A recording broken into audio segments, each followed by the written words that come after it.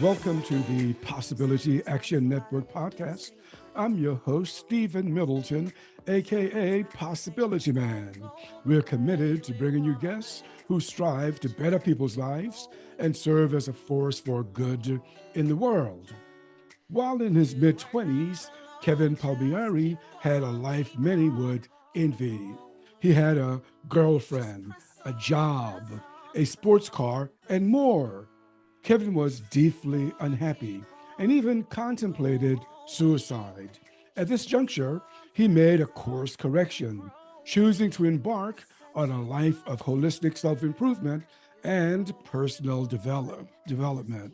He founded Next Level University, a platform that offers coaching and training on self improvement.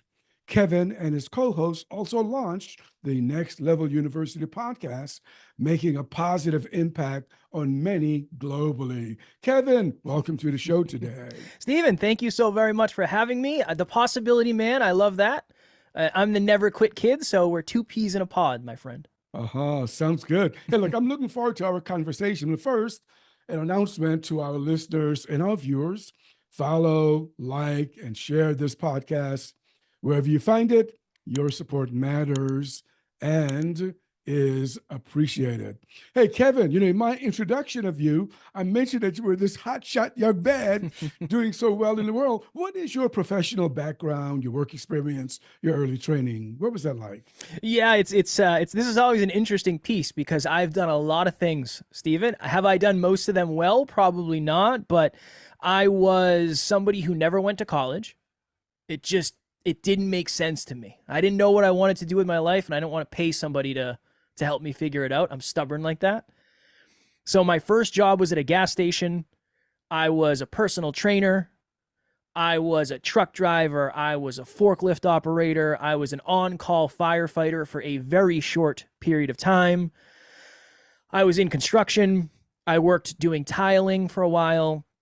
And eventually, at that point in my story, when it looked like I had it all, I was working at a company that did commercial weatherization. So it was our job to make large buildings, especially schools, more energy efficient. That was my come up to where I am today. All of those strange jobs.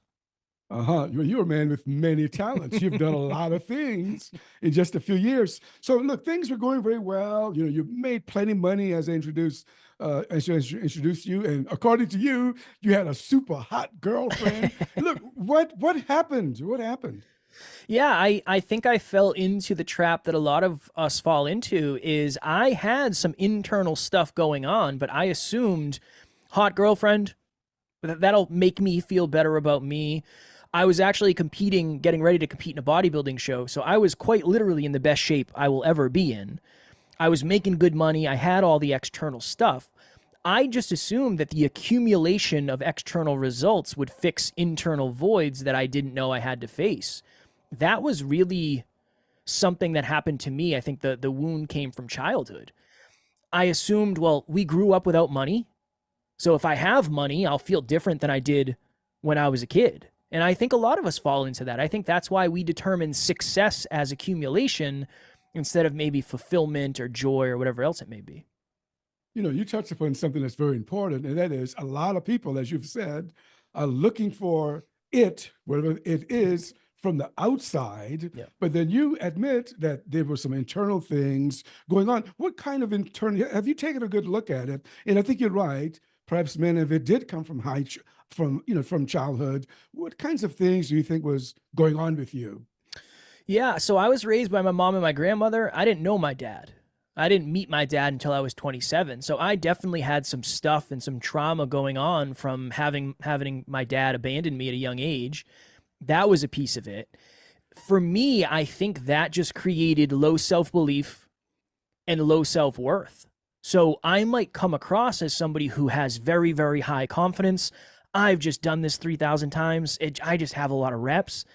I still deal with imposter syndrome. I still deal with fear of failure. I still deal with that stuff to this day. So I think it was that. I think it was low self-belief, low self-worth, depression, and anxiety. It was really those four things that I was dealing with that I just didn't understand were a thing, I thought, well, this is just the way I feel. I feel the way I feel. This is just who I am. I'm glad that you're transparent enough to share that, because a lot of people, when they see individuals, doing well, they see the glory, but they don't know the story. Yeah. And you open up the little backstory for. Let's dive a little deeper in that. First, let me ask you though about your father. Have you been able to reframe that? Because you just said that your father abandoned you, and you probably had some stuff about that. Have you been able to reframe the way you express that?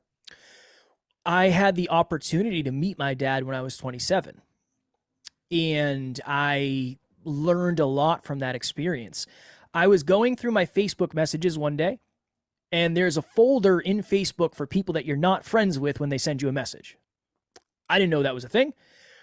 So I'm reading through this folder, and I see this message that catches my eye. It says, "Hey, Kevin, I'm blank. I'm your father's girlfriend." And Stephen, at this point, I had determined that the only time I was going to see my dad was when I went and spit on his grave at his funeral. That's when I'll see my dad. So I threw my phone on the floor and I said, "We are not doing this today. I am not doing this today." But I got curious, so I read the message. And it said, "Hey, Kevin, I'm blank. I'm your father's girlfriend. Your father has been seeing what you're doing on Facebook, and it looks like you're doing well, and it looks like you're happy, and he would love the opportunity to meet if that's something you'd want to do." And I hot potatoed my phone on the floor. I fell on the floor, and I started bawling my eyes out because I didn't ever think this was going to be a thing. So I responded back, and I said, "Yeah, let's do it.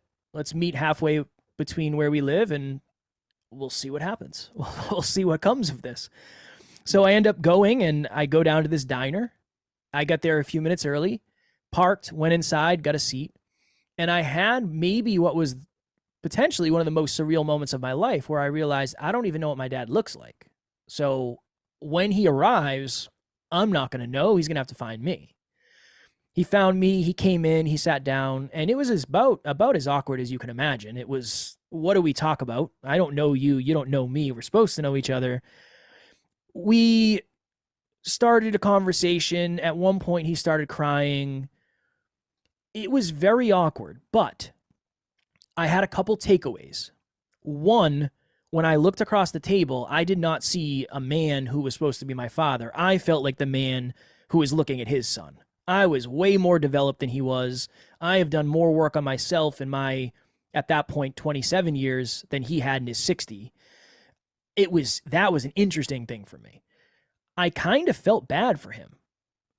My life, all things considered, had turned out pretty well, and his didn't. He didn't take very good care of himself. And I felt like I had the opportunity, and I felt like I had the decision to forgive him. When I left that day, I realized that he didn't wake up one day and say, "You know what, I'm going to try to mess this kid's life up." That's not what he did. He was going through his own stuff. He was trying to figure out his own life. So I kind of left with forgiveness that day. That gave me the ability to reframe it. Yeah, I had villainized this man for his lack of space in my life, when in reality, he was going through his own thing, and it might have been better off that he wasn't there. Honestly, it might have been better off for me. So I've been able to reframe that, but I don't think I would have if I didn't have the opportunity to meet him when I was 27. That definitely helped. Yeah, but that's great. I mean, you got some powerful insights there. That's a reason for another conversation down the road, but I'm not going to go any deeper with that. But you also mentioned some, let's say, dysregulation, some feelings that were causing you trouble. Anxiety was the first one. How did that show up for you? I was somebody who I would label myself a control freak. I was very socially anxious. I didn't like going places that I didn't know what the parking situation was, and what do I wear, and who's going to be there, and how long are we going to be there, and when are we going to leave. For me, a lot of it was in control.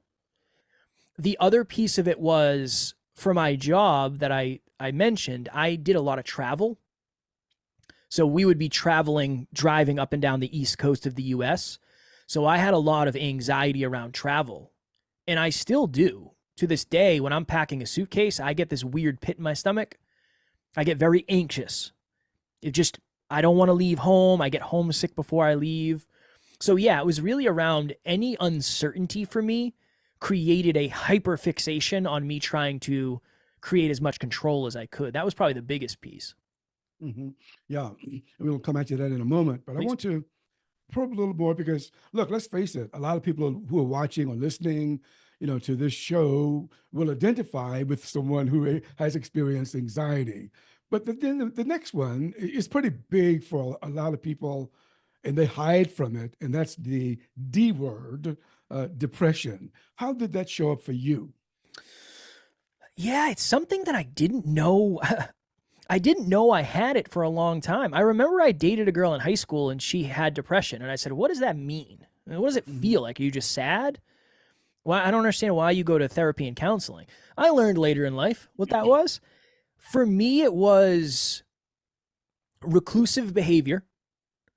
I lived alone an hour and a half away from anybody else that I knew.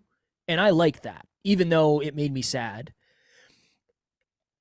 Lack of motivation to leave the house, I guess more reclusive stuff. And then I think when I really started to understand it is when I didn't have an ideation of suicide originally. I didn't want to take my life. The first inkling I had was when I thought to myself, if this is what life is like, I don't know if I want to do it anymore.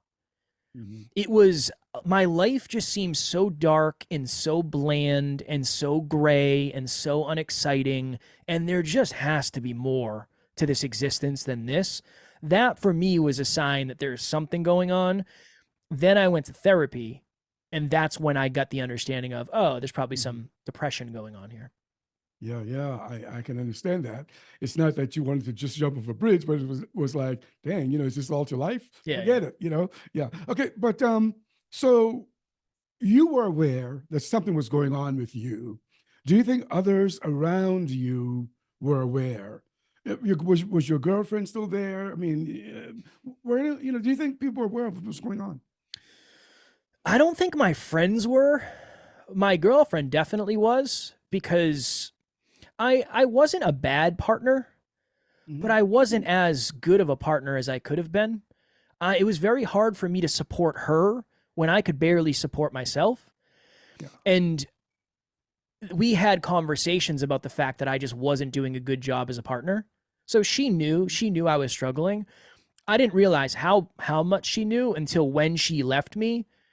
She said I was going to leave a month or two ago, but I thought you might kill yourself if I did.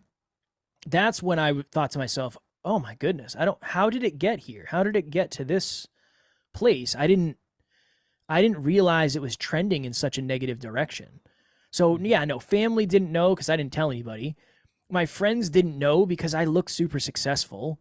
Nobody on social media could have known because I was just taking pictures of myself without my shirt on because I was in really good shape and doing a bodybuilding show. So my partner at the time knew. I just don't know if I knew how bad it was, and she was more accurate than I was at the time, for sure. And so was it at this point then that you were proactive and sought professional help? Yes. Yeah. Mm-hmm. Yep. Yeah. Yep. Okay. All right. So you made a huge course correction. I mean, you were spiraling out of control, but then you made this shift.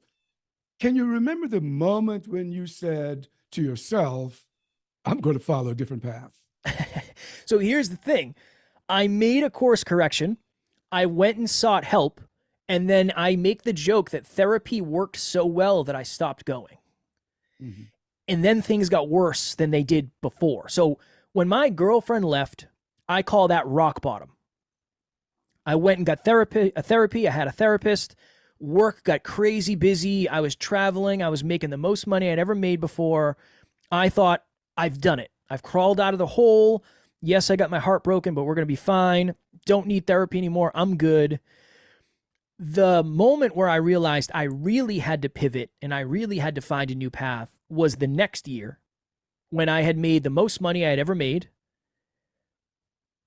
I had started a podcast about self-improvement because I wanted to be more self-aware. I want to know more about me. I feel like I'm just skating through life, just very unintentionally. I have no idea why I'm doing what I'm doing.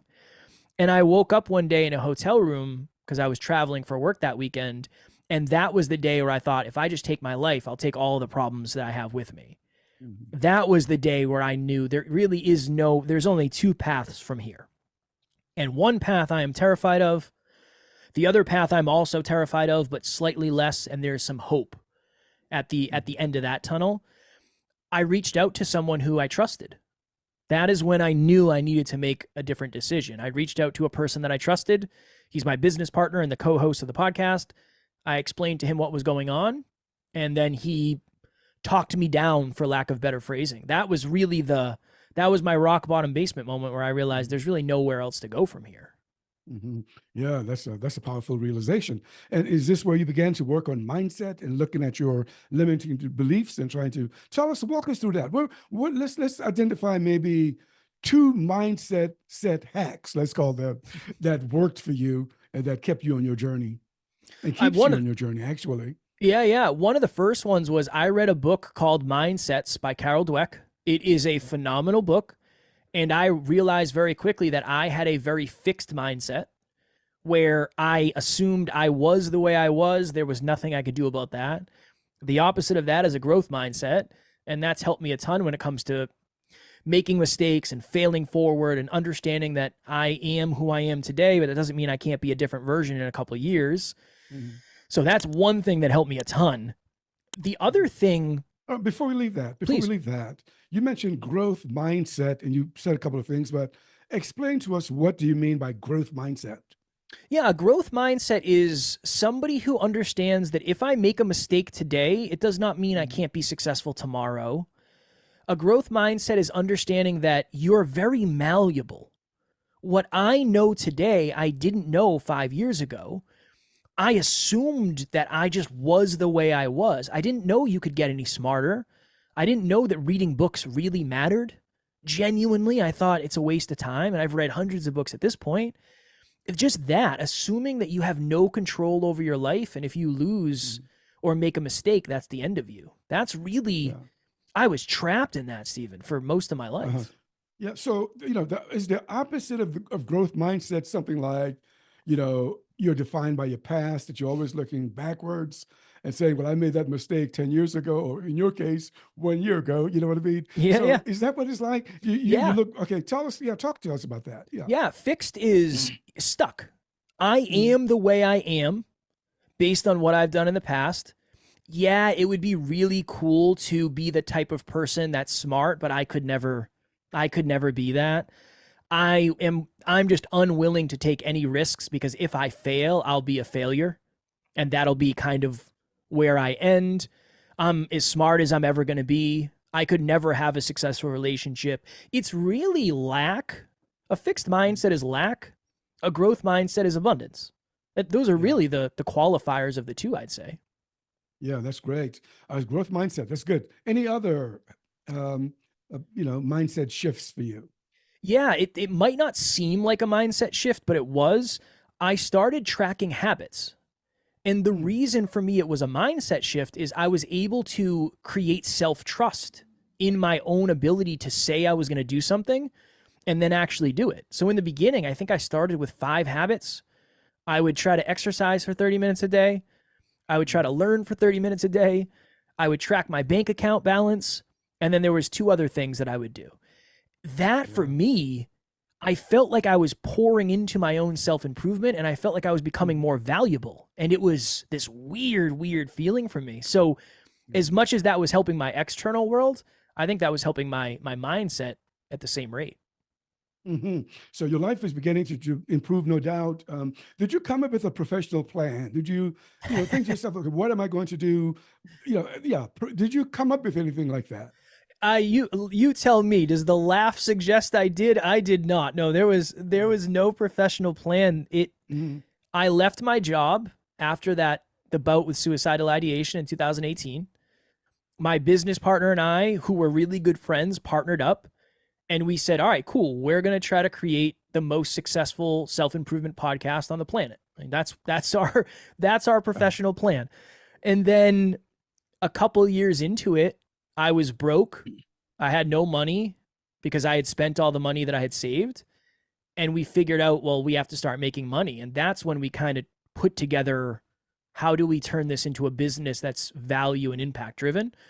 But no, I wish there was more of a plan, but there wasn't. Okay. Now, was your self-confidence growing during this period, or self-confidence?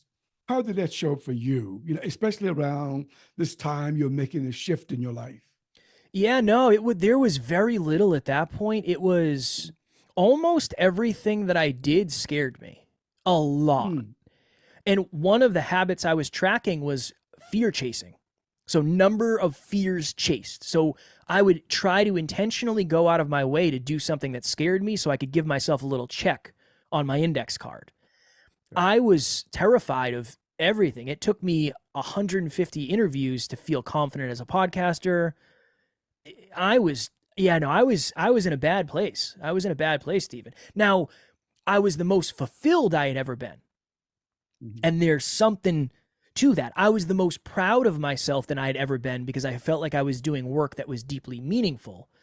But almost everything I did was so far outside of my comfort zone that I had to lean on Alan, my business partner. I would lean on him and say, all right, man, essentially you drive the car and I'm going to be in the passenger seat and I'm going to get through it. And hopefully I'll grow from that. But my anxiety got a lot worse because I was so far outside of my comfort zone, broke, and so much uncertainty. Yeah, I want to tease out two things that you've mentioned that's Please. very important. A lot of people don't get this. One is, that had you listened to your fears, would you have done anything? Would you have, yeah. So, people look at you now. I mean, look at you now, right? I'm controlling you a little bit because I'm asking these questions real slow, but you can really go as a communicator. So how did you become the Kevin Palmieri public speaker podcast host? One was I thought this was the dream life. So one thing was just the intention and the desire of, if I could do this for a living, I would be the most fulfilled person on the planet. Just that belief was the gasoline to this car, this fire. That was one. And then I went from, like we talked about, having the fixed mindset to a growth mindset, and then leaning into the fact that, well, it's really about the reps. I am good at driving a car. I've driven a lot.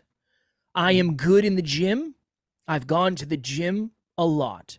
I'm not good at this thing. I haven't done this a lot. So then we went into kind of a mastery phase of, okay, I'm just going to speak more than anybody else I know. And if I do that, I should get pretty good at that. So yeah, at this point, I've hosted almost 2,000 episodes. I've been on almost 1,000 other podcasts. I've given hundreds of speeches. I've coached hundreds of times. I just have a lot of reps. That's really all it is. It's just an accumulation of all the past effort. Yeah. Do the jitters go away for you? Do the jitters go away? For podcasting, yes. For speaking, not yet. No. Yeah. I'm still nervous when I get on stage to speak. Well, that's a good thing. Look, do you recall your very first episode, your very first recording? And do you recall how you felt when you did it? Yeah, I was naive and very unaware, but yeah, I sat in my living room in New Hampshire where I lived at the time. I had this microphone. You can't see it if you're listening, but I have the actual microphone that I had. And I remember sitting down and saying, yeah, I'm going to do a podcast. It's going to be called the Hyperconscious Podcast, and we're going to talk about deep stuff with people. I remember 100%. I felt very expressed. I also wasn't afraid of judgment for some reason. I don't know why. And I was very excited for the next chapter of what that was going to look like. That's awesome. That is super, super awesome. The other thing that you said that caught me is that you leaned on your business partner and friend. I believe his name is Al, isn't it? Or Alan, yep. Yeah. So what does that say about the importance of human connection, the importance of relatedness with another human being? Oh, it's everything. There's dozens and dozens and dozens of forms of the quote, you are the sum average of the 5 people you spend the most time with. I can't speak more to that than than anybody else, I mean, that is a huge thing. You most likely are going to end up like the people you surround yourself with. If you hang out with 4 smokers, you're most likely going to be the 5th. If you hang out with 4 millionaires, there's a very good possibility that you become the 5th.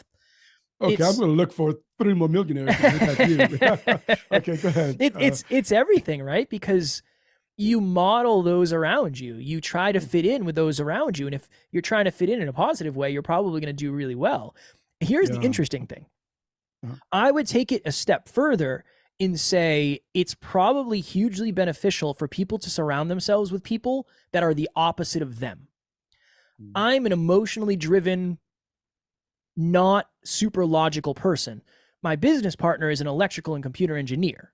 He is hyper logical, hyper rational. I was hyper emotional. We've driven to 5. We've met in the middle, and I get all of the benefits of his style of thinking, and he gets all of the benefits of my style of thinking. And now I'm more well-rounded than I would ever be because I didn't villainize him for thinking differently than I, and vice versa. So that's a big piece of it too. That's huge.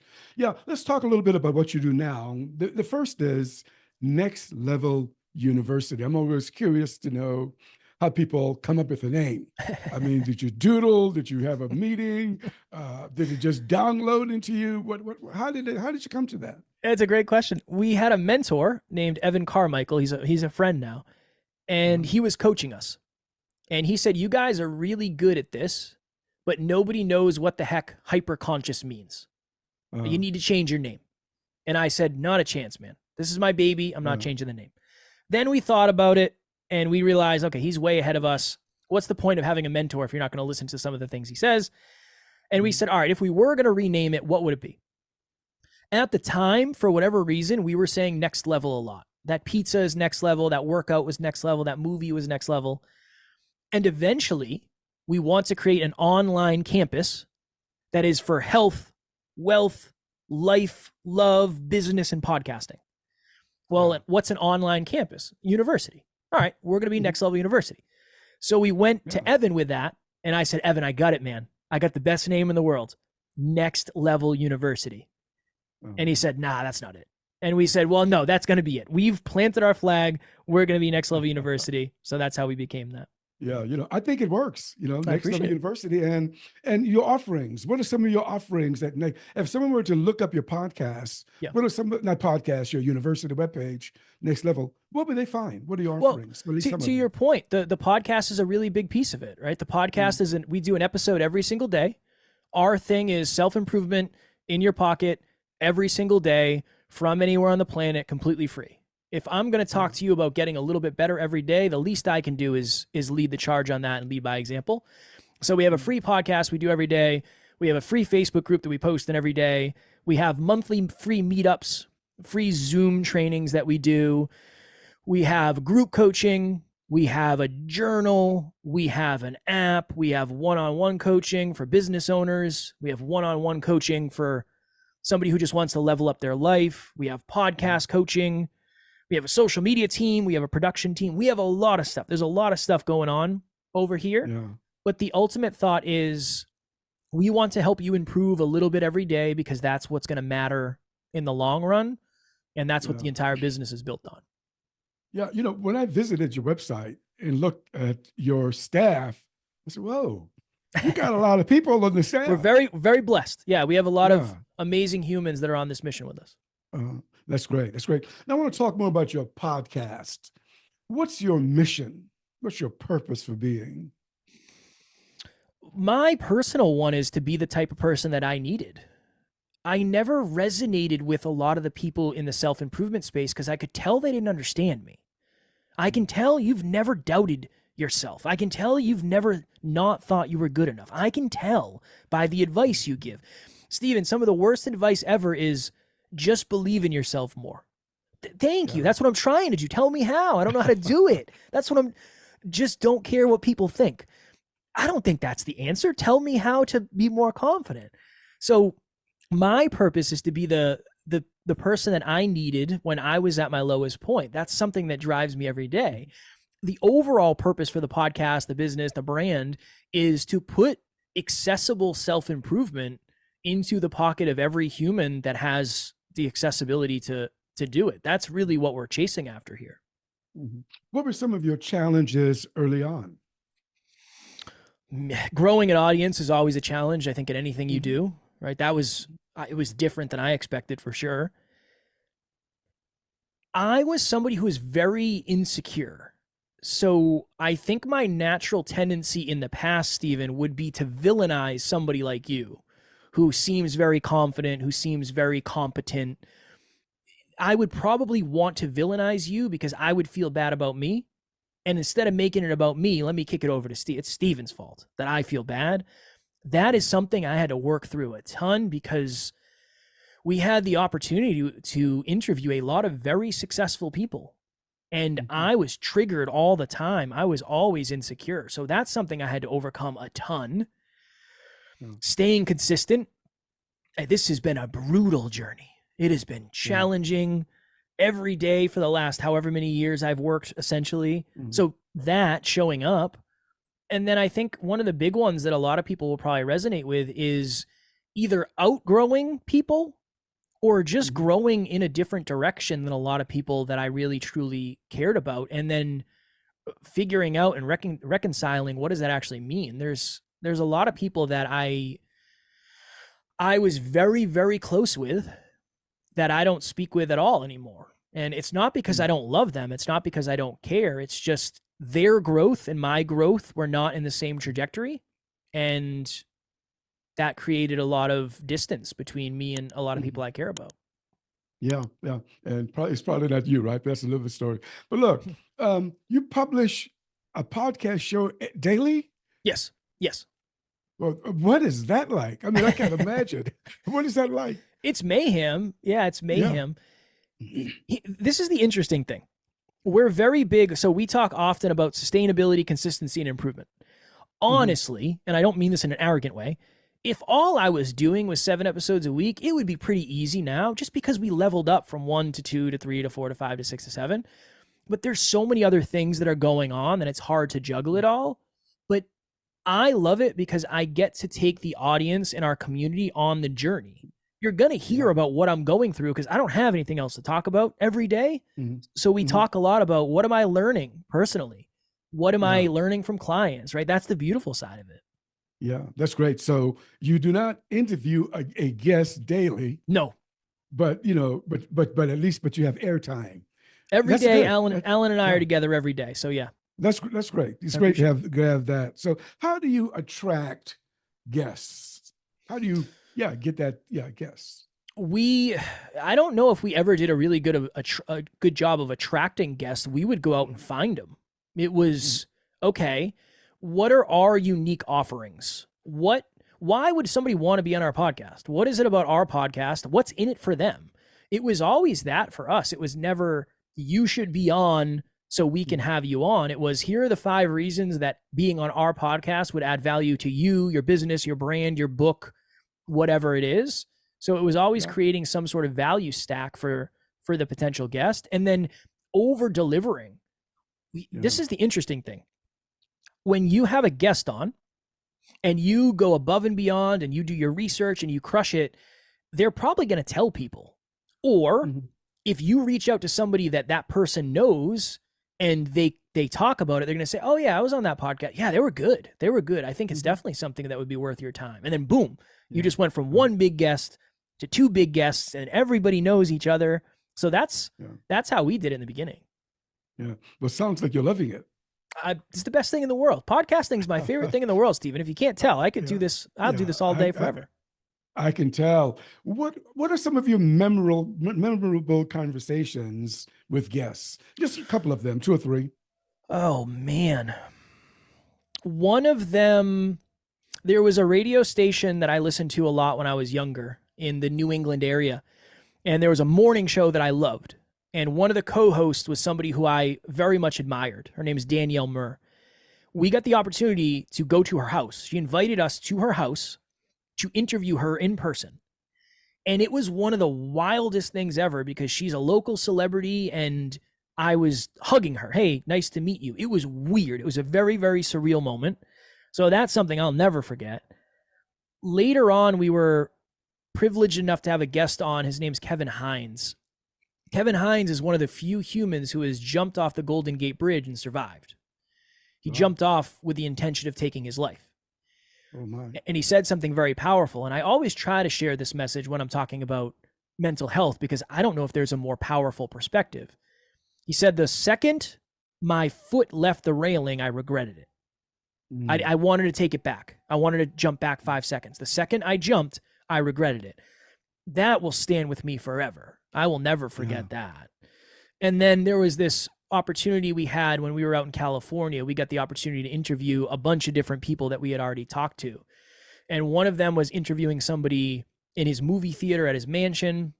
We interviewed somebody in Malibu with overlooking the ocean. It was beautiful. It was such a surreal experience for me. So a lot of the interviews have been about the experience for me more than the lessons, just because I never thought most of this was going to happen. So it's just been a lot of surprises of how did I get here, and how has this happened the way it has? Yeah, I got you. Yeah, this is a great profession for sure. Why do you suppose so many people, I don't know what the stats are, but a lot of people don't get out of the first year. Fewer get into the second year. Why do you suppose so many people drop off? I think it's three things. I literally was writing this. I'm writing a book about podcasting. I wrote this today for chapter 1. In chapter 1, it's expectations, approach, and time perspective. Those are the big three. Either the expectations are off and you think, I'll just pump out 3 or 4 episodes. We'll be interviewing Oprah next week, and this shouldn't be anything. It shouldn't be a problem at all. That's most likely not going to happen. The approach is I'll do a few episodes and then I'll start selling merch and I'll be a millionaire pretty quickly. That'll be cool. That's most likely not going to happen. And then the time perspective piece. If you've been doing your podcast for a year and you do an episode every week, that's 52 episodes. But in the grand scheme of things, that's not that much time in the craft. 52 hours is a work week. So if you do an hour interview every week for 52 weeks, you just did a week's worth of manual labor, essentially. I think about it from that perspective. The other thing is, this part's awesome. But when this camera turns off and when this mic turns off and you're editing your audio and you're editing your video and you're doing your social media, you're trying to get guests, that's why people quit. This part's cool. This part's sexy. Everything needed to make this part happen is kind of the fork stuck in the road that people don't like. So I think that's one of the reasons why. Yeah, I got you. That's why I said this earlier, some people see the glory, but they don't know the story. 100%. Yeah, that's part of it. Sure. Look, is there a way, what would you say about, I know it's not only about making money, but money is good. What would you say to someone, who says that there's no money in podcasting? This is the weird thing. They're right about a lot of people. Yeah. I mean, if you have a business sense, if you understand sales, if you're good with people, if you have a product or service, if you have an expertise, you can 100% make money in podcasting. But if you start a podcast from a place of building it from the ground up with no expertise, no experience, no connections, it's hard. It's hard to make money. You 100% can, but it's not as easy as most people are going to make it out to be. If you love it, do it and continue doing it. And eventually you don't know what will happen, but you got to have the right strategy. Most people do not make money by accident. It's just, that's just not how it works. Yeah, that's great. In terms of equipment and getting started, what would you say? What does a person need? Lowest barrier to entry. Take out your phone. If you want to be on audio and video, put your don't use your AirPods because AirPods aren't great for recording. Use plug-in headphones, record yourself audio and video on your phone. You're off to the races. I am a huge proponent of sustainability first. Ideally, you'd have a studio like Steven, you'd have a studio like me, but ideal is not real in the beginning. We have to be realistic. So whatever is enough for you to realistically start, that's where I would start. You can't improve something that doesn't exist. So start imperfectly, and then eventually you'll get to the place where, you've improved. You're never going to be perfect. Yeah, I like that. I like that. Hey, Kevin, is there anything else you want to share before we say goodbye today? I would just reiterate the fact that I might seem like I have it all figured out. I don't know. I doubt I seem like I have it all figured out, but I might seem like I'm super confident and everything is easy and I don't have any self doubts and all of that stuff. I still deal with imposter syndrome. I still deal with all that stuff. Mhm. So I like to make it clear because I know there's a lot of podcasters who want to get to where I am. Yeah, yeah. I want to get further and I want to get to a place where I don't have imposter syndrome and I don't. There's always the next thing. There's always going to be Yeah. the next thing. I don't think the accumulation of things is going to make me feel any certain way. And I definitely don't think it's going to get rid of the limiting beliefs. So I like to share that just from a place of vulnerability. Oh, that's great. Well, look, I'm glad you're in the industry, and I am delighted that we had this opportunity to chat today. Thank Same, my you. friend. I appreciate you Uh, very much. You're a wonderful, gracious host. Okay. Well, you've been listening to the Possibility Action Network podcast. Our guest today has been Kevin Palmieri, the founder of Next Level University. I'm your host, Stephen Middleton. Until next time, good day. You are not alone. Just keep on, keep on, keep on going. Just press on, press on.